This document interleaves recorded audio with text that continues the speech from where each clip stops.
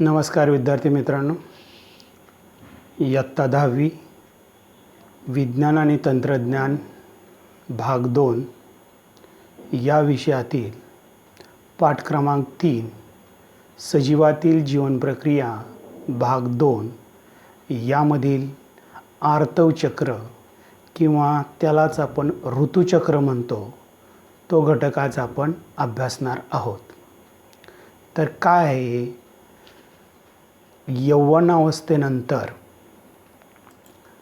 सर्वसाधारणपणे स्त्रीची जी काय प्रजनन संस्था आहे, त्या प्रजनन संस्थेमध्ये काही बदल सुरू होतात आणि त्या बदलांची दर 28 ते 30 दिवसांच्या कालावधीने पुनरावृत्ती होत असते आणि पुनरावृत्तीनं होत असलेले हे जे काही बदल आहेत, या बदलांना ऋतुचक्र असं म्हटलं जातं किंवा त्यालाच आर्तव चक्र असं देखील म्हटलं जातं. आता याच्या ज्या काही पायऱ्या आहेत, या सर्वसाधारणपणे 4 पायऱ्या आहेत. पहिली जी पायरी आहे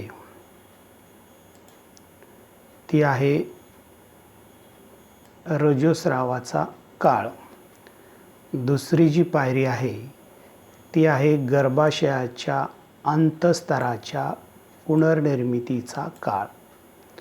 तिसरी जी पायरी आहे ती आहे अंडमोचनाचा काळ. आणि चौथी जी पायरी आहे, तर या कर्सरच्या साहाय्याने मी दाखवतोय पहा, गर्भाशयाच्या अंतस्तरातील ग्रंथी स्रवण्याचा कालखंड किंवा काळ. अशा या आर्तव चक्राच्या प्रमुख 4 पायऱ्या आहेत आणि या पायऱ्यांचा आपल्याला आज सविस्तर अभ्यास करायचा आहे. आता या ठिकाणी ही आहे पीयूषिका ग्रंथी. कर्सरवरती लक्ष ठेवायचं पहा. ही पीयूषिका ग्रंथी आहे. जो आपला मेंदू असतो, त्या मेंदूच्या तळाशी ही पीयूषिका नावाची ग्रंथी असते आणि ही जी पीयूषिका नावाची ग्रंथी आहे, ती 2 प्रकारची काही संप्रेरक आहेत, ती स्रवत असते. पहा, इथं मोठं करून मी तुम्हाला दाखवतोय.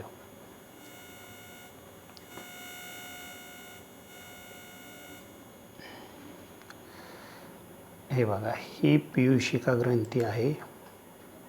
इथं दिसते ही पीयूषिका ग्रंथी आणि ही 2 प्रकारची संप्रेरक स्रवते. हे पहिलं संप्रेरक जे आहे ते FSH आणि दुसरं जे संप्रेरक आहे ते आहे LH. तर पीयूषिका ग्रंथी काय करते? तर 2 प्रकारची जी काही संप्रेरकं आहेत, ज्याला इंग्लिशमध्ये हार्मोन्स असं म्हणतात, असे 2 प्रकारची संप्रेरकं स्रवते. आता FSH म्हणजे F म्हणजे फॉलिकल, H म्हणजे स्टिम्युलेटिंग हार्मोन. म्हणजे फॉलिकल जे आहे किंवा ज्याला मराठीमध्ये पुटिका ग्रंथी संप्रेरक असं म्हटलं जातं. हे संप्रेरक काय करतं? तर पुटिकेला असं उद्दीपित करतं. आणि दुसरं आहे ल्युटिनायझिंग हार्मोन. अशी 2 प्रकारचे संप्रेरक पीयूषिका ग्रंथी काय करत असते? स्रवत असते. बरोबर. आणि या 2 संप्रेरकाच्या प्रभावाखाली जे काय आर्तव चक्र आहे, त्याची प्रक्रिया पार पडत असते. तर ही 4 संप्रेरकं आहेत. मी सांगितलं 4 प्रक्रिया आहेत. बरोबर. तर याच्यामध्ये काय होतं? सुरुवातीला पुटिका ग्रंथी संप्रेरक हे जे आहे, इथं आपण हे पाहतोय, हे पुटिका ग्रंथी संप्रेरक आहे. याला इंग्लिशमध्ये फॉलिकल स्टिम्युलेटिंग हार्मोन असं म्हटलं जातं. आणि दुसरं आहे ल्युटिनायझिंग हार्मोन. याला पीतपिंडकारी संप्रेरक मराठीमध्ये म्हटलं जातं. तर या पुटिका ग्रंथी संप्रेरकाच्या प्रभावामुळे काय होतं, तर अंडाशयामध्ये, त्या आकृतीच्या सहाय्याने मी तुम्हाला इथं दाखवतो. हे अंडाशय आहे.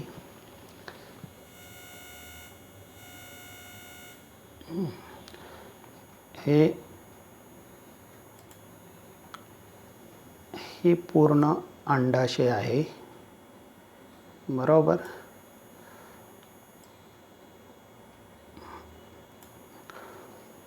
तर या पुटिका ग्रंथी संप्रेरकाच्या प्रभावाने काय होतं, या अंडाशयामध्ये असलेल्या असंख्य पुटिकापैकी या सगळ्या काय आहेत, पुटिका आहेत. असंख्य काय आहेत, त्या सगळ्या पुटिका आहेत. पहा, तर या असंख्य पुटिकांपैकी त्यातील एक पुटिकेसह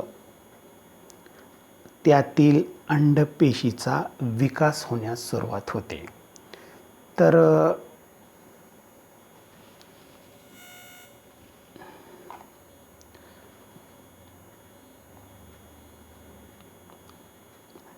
मी सांगितलं काय, तर पुटिका ग्रंथी संप्रेरकाच्या प्रभावामुळे अंडाशयात असलेल्या असंख्य पुटिकांपैकी एका पुटिकेसह त्यातील अंडपेशीचा विकास होण्यास सुरुवात होते.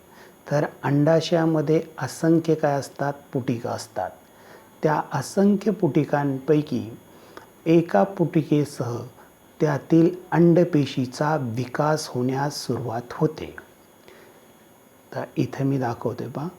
तर ह्या असंख्य पुटिका आहेत. पहा, या सगळ्या असंख्य पुटिका आहेत. इथं जरी थोड्या दाखवलेल्या असल्या तरी देखील या काय आहेत, असंख्य पुटिका आहेत. आता या असंख्य पुटिकांपैकी काय होतं, तर त्यातील जी एक पुटिका आहे, आता इथं बघा, ही एक पुटिका, बरोबर. या अंडाशयामध्ये असलेल्या असंख्य पुटिका आहेत.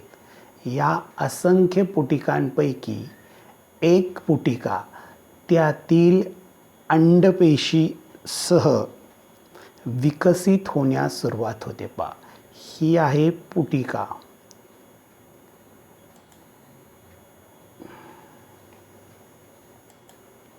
ही काय आहे, पुटिका आहे. हे लाल रंगाच्या सहाय्याने मी दाखवतोय, बरोबर. ही काय आहे, पुटिका आहे. इथं या असंख्य पुटिका आहेत. या असंख्य पुटिकांपैकी एका पुटिकेसह त्यातील अंडपेशीचा विकास होण्यास सुरुवात होते. हे कुणामुळे होतं, तर पुटिका ग्रंथी संप्रेरकाच्या प्रभावामुळे. इथं पहा, हे FSH हे इकडं असं दाखवले. पहा, पुटिका ग्रंथी संप्रेरक याच्या प्रभावामुळं या असंख्य पुटिकांपैकी त्यातील एका पुटिकेचा विकास होण्यास सुरुवात होते. त्या पुटिकेमध्ये काय असते, अंडपेशी असते. इथं मी दाखवते पहा, ही आहे अंडपेशी. हे निळ्या रंगाने दाखवलेली अंडपेशी आहे आणि हे बाहेरचं जे आवरण आहे त्याला म्हणायचं पुटिका. तर असंख्य पुटिकापैकी एक पुटिका त्यातील अंडपेशीसह विकसित होते. कुणामुळं, हे FSH म्हणजे पुटिका ग्रंथी संप्रेरक, म्हणजे फॉलिकल स्टिम्युलेटिंग हार्मोन्स. हे स्टिम्युलेट करतं या पुटिकेला, म्हणजे उद्दीपित करतं. कशासाठी, विकसित होण्यासाठी. मग असंख्य पुटिकांपैकी एक पुटिका काय होते, विकसित होते. त्यातील अंडपेशी देखील काय होते, विकसित होते. आता ही विकसनशील जी पुटिका आहे, ही विकसनशील पुटिका काय करते, पहा, इथं दाखवलेलं आहे. पहा, हे विकसित होणारी पुटिका. हे हे काय करतात तर इस्ट्रोजेन नावाचं जे काही संप्रेरक आहे ते स्रवत असतात. पहा कोणतं इस्ट्रोजन नावाचं संप्रेरक कोण स्रवतात तर इथं हे जे काही पुटिका आहेत ज्यांची वाढ होते विकसित होत आहेत या विकसित होणाऱ्या पुटिकांमधून इस्ट्रोजेन नावाचं संप्रेरक काय होतं स्रवतं. आणि हे इस्ट्रोजन संप्रेरक कशासाठी आवश्यक असतं पहा तर इथं हा रजोस्रावाचा काळ आहे. पहा इथं दिसतंय तुम्हाला हे अंतस्तर आहेत गर्भाशयाच्या आतील असा मोठा आणि जाड आहे तो इथं नष्ट व्हायला लागतो सुरुवातीला. इथं पहा नष्ट होत चाललेला इथं जर आपण असा आलेख काढला तर इथं 0 म्हणजे इथं अंतस्तर काही नाही बरोबर. म्हणजे हा आहे रजोस्रावाचा काळ. तर या काळामध्ये काय होतं तर हे जे अंतस्तर आहेत हे नष्ट व्हायला सुरुवात होते आणि इथून पुन्हा या इस्ट्रोजेनच्या प्रभावामुळं हे गर्भाशयाचं जे अंतस्तर आहे हे अंतस्तर काय होतं तयार व्हायला लागतं. हे कशासाठी आवश्यक असतं तर जो तयार होणारा गर्भ आहे तो गर्भ या अंतस्तरामध्ये इथं विकसित होत असतो आणि त्यासाठी हे अंतस्तर निर्मिती होणं आवश्यक असतं. म्हणजे इथं तयार झालेलं जो भ्रूण आहे त्याचं रोपण या अंतस्तरामध्ये होत असतं आणि त्यासाठी अंतस्तर तयार होणं आवश्यक असतं आणि हे अंतस्तर तयार करण्याचं काम कोण करतं तर इस्ट्रोजन नावाचं संप्रेरक करतं.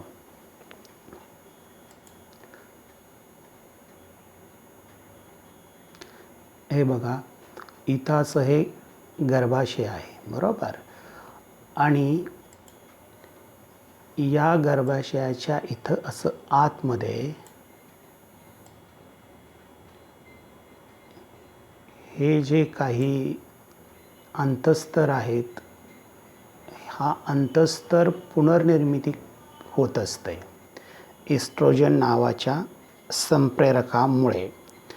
म्हणजे गर्भाशयाचा हा आतील स्तरामध्ये काय होते वाढ होत असते आणि हे कशासाठी आवश्यक आहे तर या ठिकाणी जो तयार होणारा भ्रूण आहे तो इथं स्थापित केला जातो आणि त्याची वाढ आणि विकास होण्यासाठी अशा प्रकारचं अंतस्तर तयार होणं आवश्यक असतं आणि हा अंतस्तर तयार करण्याचं काम इस्ट्रोजन नावाचं संप्रेरक करत असतं.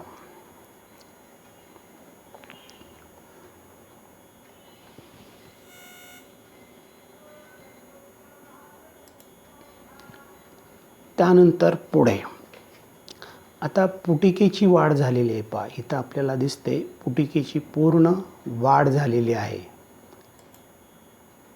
इथं पुटिकेची काय झाली पूर्ण वाढ झाली.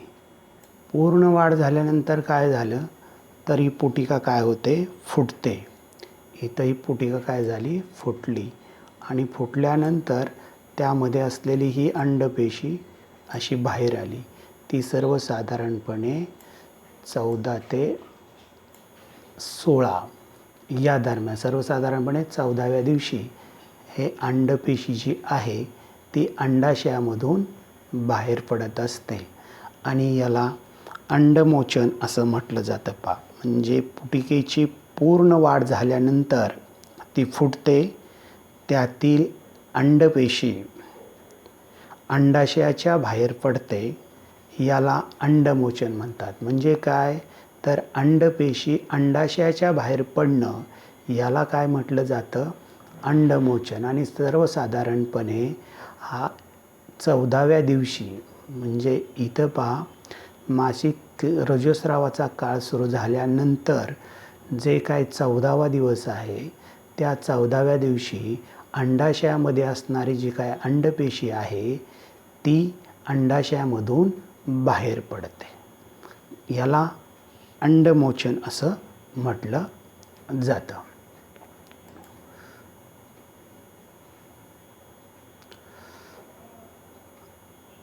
आता अंडाशयामध्ये ही जी काय फुटलेली पुटिका असते त्या फुटलेल्या पुटिकेपासून पीतपिंड तयार होतं आणि हे फुटलेलं जे पीतपिंड आहे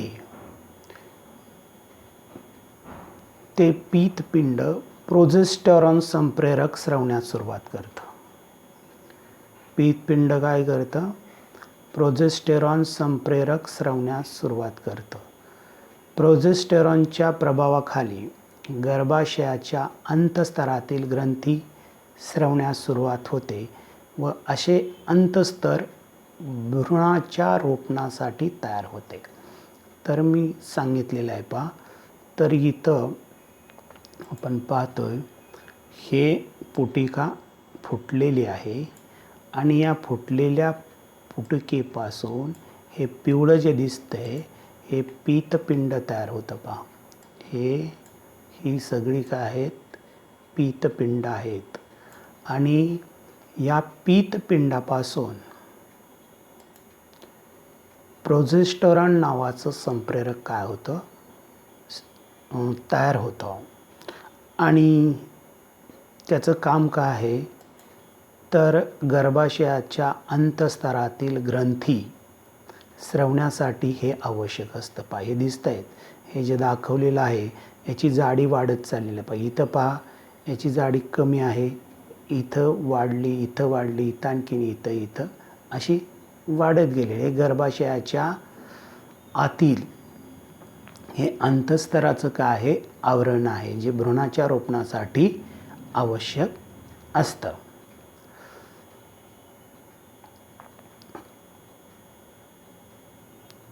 हे बघा, तर पुटिका फुटली, त्यातील अंडपेशी अंडाशयाच्या बाहेर आली. अंडमोचन त्याला म्हणतात. 14व्या दिवशी ते घडून येतं. अंडाशयामध्ये फुटलेल्या पुटिकेपासून पीतपिंड तयार होतं पहा आणि हे पीतपिंड प्रोजेस्टेरॉन संप्रेरक स्रवण्यास सुरुवात करते आणि प्रोजेस्टेरॉनच्या प्रभावाखाली गर्भाशयाच्या अंतस्तरात असणाऱ्या ज्या काही ग्रंथी असतात त्या स्रवण्यास सुरुवात होते आणि असं जे अस्तर आहे ते भ्रूणाच्या रोपणासाठी तयार होतं. आता पुढे काय होतं पहा, जरी बाहेर आलेले अंडाशयामधून ही जी काही अंडपेशी आहे ती बाहेर आलेली आहे, अंडनलिकेमध्ये आलेली आहे. या अंडपेशीचं जर 24 तासाच्या आत फलन झालं नाही तर पीतपिंड अकार्यक्षम होऊन त्याचं रूपांतर श्वेतपिंडात होतं पहा. तर इथं दाखवतोय पहा.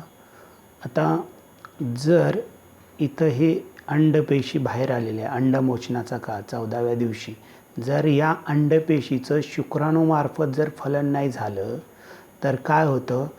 तर हे जे पीतपिंड आहे हे पीतपिंड अकार्यक्षम होतं आणि त्याचं रूपांतर श्वेतपिंडामध्ये होतं आणि त्यामुळं काय होतं? तर इस्ट्रोजेन आणि प्रोजेस्टेरॉन ही दोन्ही संप्रेरके स्रवणे पूर्णपणे थांबते. या संप्रेरकाच्या अभावामुळे गर्भाशयाचा अंतस्तराचा ऱ्हास पावण्यास सुरुवात होते. म्हणजे काय होतं? तर आता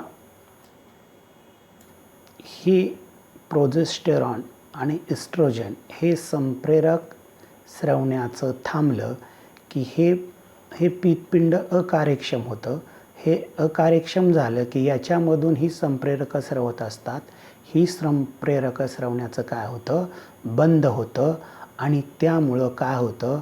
हे तयार झालेलं जे काय अंतस्तर आहे गर्भाशयाच्या आतमध्ये, जो काय तयार झालेला अंतस्तर आहे ऱ्हास पावण्यास सुरुवात होते.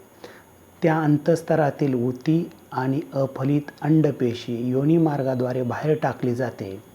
याबरोबरच मोठ्या प्रमाणावर रक्तस्राव होतो. हा रक्तस्राव साधारणपणे 5 दिवस सुरू होतो. याला ऋतुस्राव किंवा मासिक पाळी असं म्हटलं जातं. आणि जोपर्यंत अंडपेशीचं फलन होत नाही आणि भ्रूणाचं रोपण होत नाही तोपर्यंत प्रत्येक महिन्याला या चक्राची पुनरावृत्ती होत राहते. तर सर्वसाधारणपणे काय होतं? तर अंडपेशी आहे ती जर फलित नाही झाली, आता अंडपेशी जर फलित झाली तर त्यापासून भ्रूण तयार होतं आपल्याला माहीत आहे, आणि भ्रूणाच्या रोपणासाठी काय अस्तर आवश्यक असतं गर्भाशयाच्या आतल्या बाजूला, ते तयार होतं. परंतु जर अंडपेशी फलितच नाही झाली तर मग या अस्तराचा उपयोग होत नाही, आणि मग हे अस्तर आणि ही अंडपेशी रक्ताद्वारे बाहेर टाकले जाते, आणि यालाच आर्तव चक्र असं म्हटलं जातं. दर 28 ते 30 दिवसांच्या कालावधीनं याची पुनरावृत्ती होते. इथं पुन्हा हे नवीन रजोस्रावास सुरुवात झालेली आहे, कारण आता हे फलित नाही झाली ना अंडपेशी, त्याच्यामुळे हे सगळं शरीराच्या बाहेर योनीमार्फत टाकलं जातं. तर सर्वसाधारणपणे आज आपण आर्तव चक्र म्हणजे काय, त्याची व्याख्या अभ्यासली, कोणकोणती संप्रेरकं त्यासाठी कारणीभूत असतात हे सांगितलं, आणि यावरती आधारित परीक्षेमध्ये तुम्हाला व्याख्या लिहा आर्तव चक्राचा प्रश्न विचारला जातो.